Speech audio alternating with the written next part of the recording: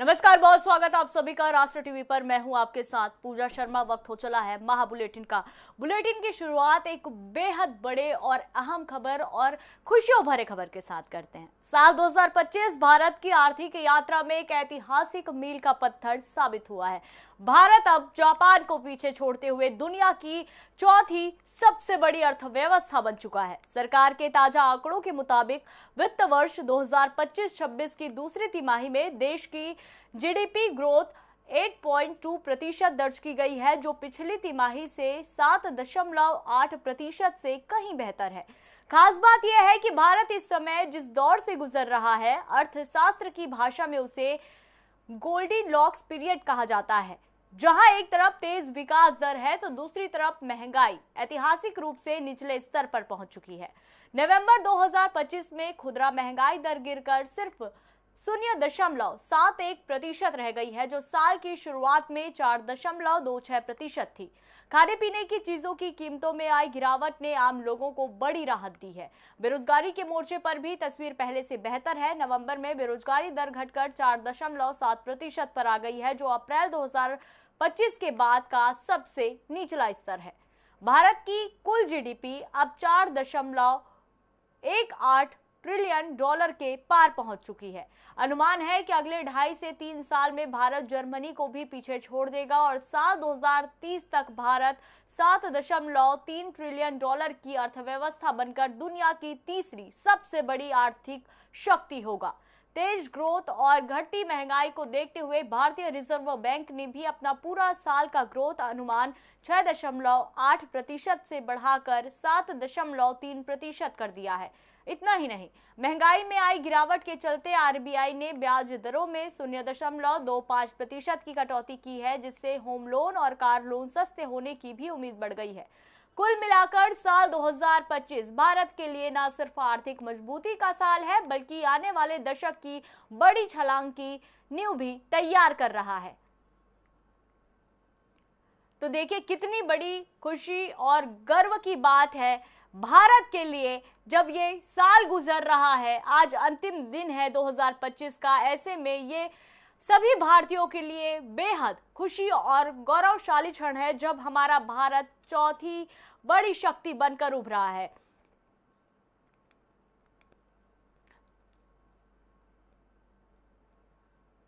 चलिए आप समझते हैं कि आखिर चौथे पायदान पर भारत कैसे पहुंचा जापान को छोड़कर, और ये जानने के लिए हमारे साथ जाने माने अर्थशास्त्री मनीष गुप्ता जी जुड़ चुके हैं।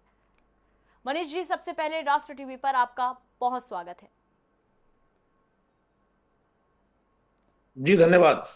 मनीष जी, सभी भारतीयों के लिए गौरवशाली क्षण है ये। हमने जापान को पछाड़कर चौथा स्थान पा लिया है, लेकिन जापान की जनसंख्या के मुकाबले हमारी प्रति व्यक्ति अभी भी बहुत कम है।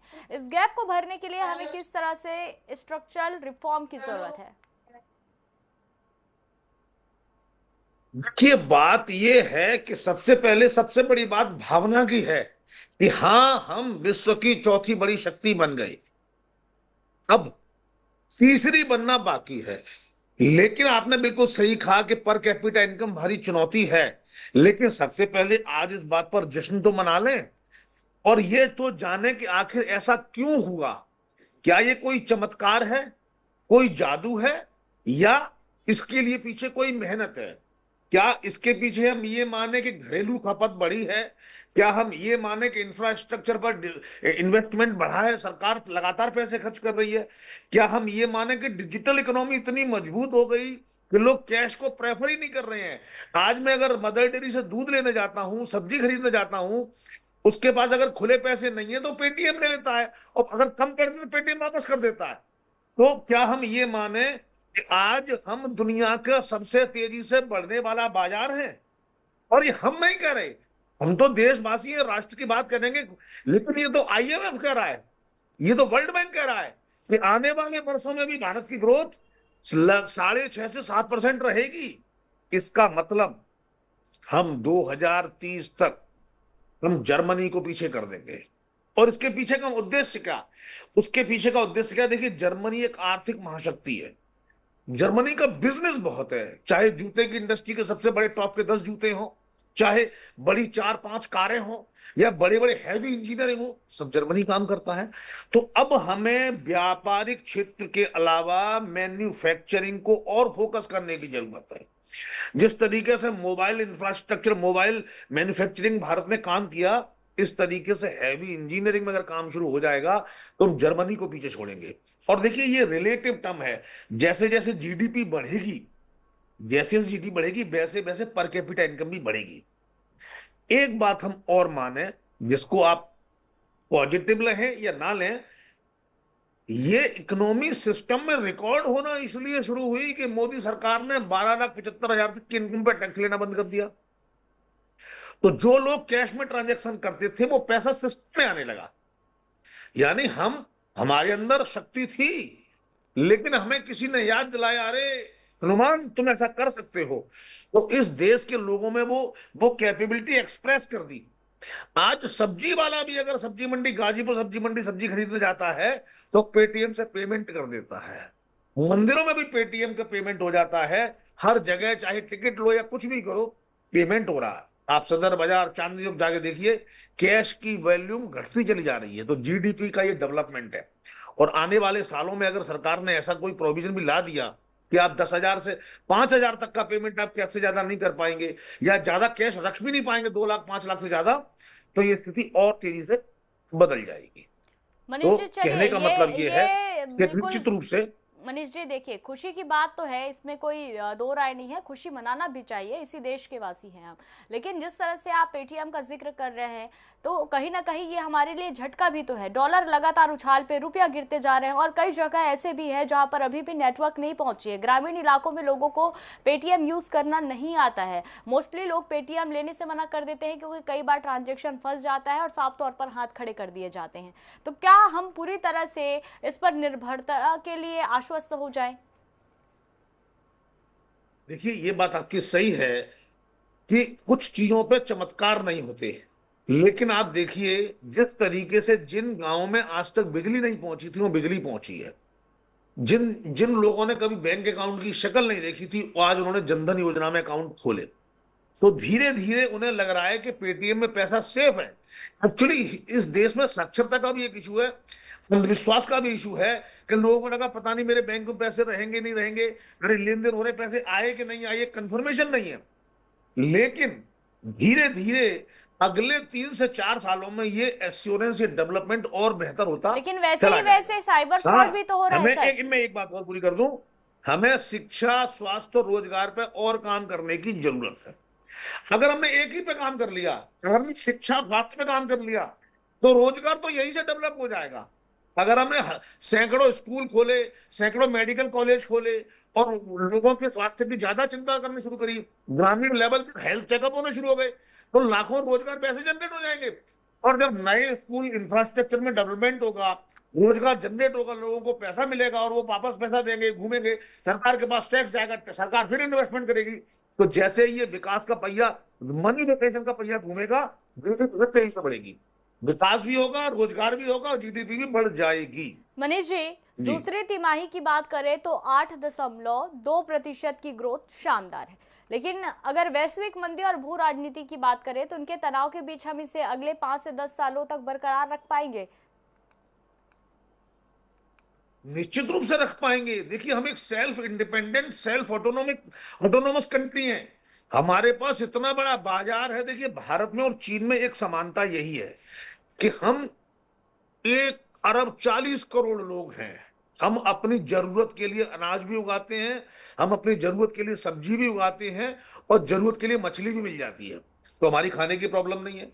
अब हमारे पास हर तरह का वेदर है, हर तरह का जो है खनिज लवण मिलते हैं। तो कुछ चीजों को छोड़कर हम बाकी जरूरतें पूरी कर सकते हैं। ऐसे में मंदी की स्थिति में पूरा विश्व भारत की तरफ देखेगा। आपको याद होगा, जब वैश्विक मंदी हुई थी, भारत का मिडिल क्लास सबसे वीक नहीं था, कमजोर नहीं था, वो स्ट्रांग था, क्योंकि उसके पास खर्च करने की प्रवृत्ति नहीं थी, जोड़ने की प्रवृत्ति थी। सबके पास थोड़ा थोड़ा सोना भी रखा हुआ था। तो मंदी अगर होगी, अरे सोने तो का जिक्र भारत ही उस मत मंदी कीजिए का आप प्रतिरोध मनीष करेगा। जी। सोना तो अब क्या कहे, पहुंच से बाहर चले गए लोगों के। देखिए, लेकिन जिसके पास पहले 10 तोले 5 तोले सोना भी था, किसी के पास 50 ग्राम भी सोना था, तो पहले वो 50 ग्राम सोना मानो 4 लाख का या 3 लाख का था, अब वो 50 ग्राम सोना 15 लाख का हो गया। पहली बात। आपने एक बार डॉलर के गिरने की बात, बढ़ने की बात की, रुपए की गिरने की बात की। ये आपका कंसर्न बिल्कुल ठीक है, लेकिन मुझे एक बात बताइए, जब देश में एक्सपोर्ट बढ़ता जा रहा है, इंपोर्ट घट रहा है, ऐसे में डॉलर की कीमत बढ़ने से हमारे एक्सपोर्टर्स को कोई नुकसान नहीं होता है, उन्हें फायदा होता है। क्योंकि जो इंपोर्ट करता है और बदले में अगर वो एक्सपोर्ट भी कर देता है, तो उसका वो नुकसान भी नलीफाई हो जाता है। बिल्कुल ये तो सही बात है, फिलहाल ये तो डॉलर के गिरने। बिल्कुल ये बात मनीष जी इस लिहाज से भी सही है, क्योंकि अमेरिका जो हमेशा अपना हमें दोस्त कहता आया है, 100% ट्रम्प टैरिफ लगाने के बावजूद भी हमारे देश के माथे पर एक सिकन भी नहीं आई, तोड़ने की कोशिश तो की गई थी। तो वाकई इस चीज़ से लिहाज से देखें तो हम इतने सशक्त तो ज़रूर हो गए हैं कि हमें ऐसी चीज़ों से कोई घाटा तो नहीं होने वाला, हमने अपने आप को मजबूत कर लिया है।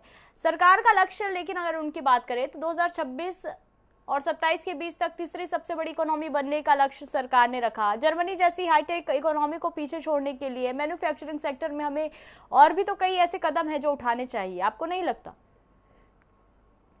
देखिए, अगर आप याद करें तो मोदी जी ने एक स्कीम चलाई थी, प्रधानमंत्री कौशल विकास योजना। एक स्कीम उधर चलाई, नोटबंदी, उधर उन्होंने जनधन योजना में बैंक अकाउंट खोले, उधर यूपीआई रुपए लॉन्च किया। तो ये सब अलग अलग घटनाएं नहीं है, ये एक पूरे प्लान की अलग अलग इवेंट थी। ये बात सही है कि अभी शिक्षा स्वास्थ्य पर काम होना बाकी है, लेकिन मैन्युफैक्चरिंग में बहुत बड़े डेवलपमेंट हो चुके हैं, बहुत बड़े इंडस्ट्रियल सेटअप लग रहे हैं।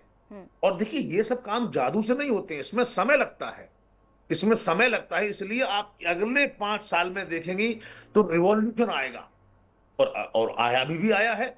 पहले हम फ्रजाइल 5 थे, फिर हम टॉप 5 बने, अब हम टॉप 4 हैं, और अब हम टॉप 3 की बात करने लगे हैं।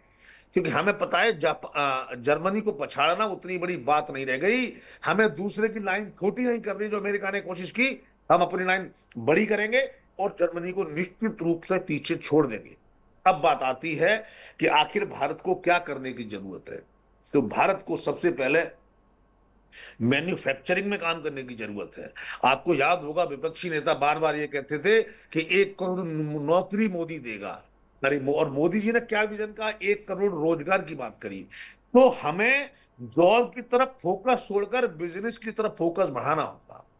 आप देखिए, जिस तरीके से लगातार इंडस्ट्रियल सेटअप्स हो रहे हैं, जैसे रोजगार योजनाएं शुरू हो रही हैं, मोदी सरकार रोजगार करने वालों को बिना गारंटी के, केंद्र सरकार की गारंटी पे 10-10 करोड़ तक का लोन देने की ऑफर कर रही है।